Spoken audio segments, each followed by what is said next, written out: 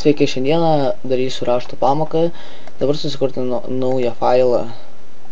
Dydis 6x6 pikseliais, background context white. Spaudžiate OK. Matai, jis yra labai mažas. Eikite į View, Fit Screen, jis padidės. Tada spaudžiate 2 kartus ant layerio ir pasivadinkite, kaip jūs norite. Aš pasivadinsiu Nabi. Spaudžiate OK. Tada pasirinkate šį toolą, kad galėtumėt daryti kvadračiukus, tada bucket ir būtinai juoda spalva. Ir taip darote kokius, nežinau, 7-8 kartus, kad užsipildytų viena pilna linija.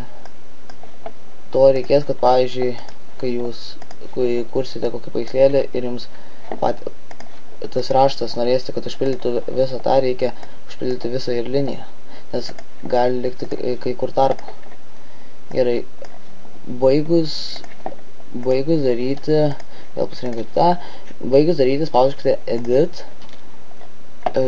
Define Pattern ir pasivadinkite, kaip jūs norite. Aš pasivadinsiu Na ir tada spaudžiate OK.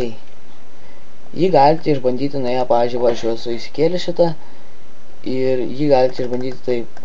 Nuspauskite 2 kartus ant to, čia gausis Blending Options, spauskite Pattern Overlay ir tada va matote, pasirinkite savo norimą čia. Jie yra tokie 3 patys, nes bandžiau porą kartų daryti.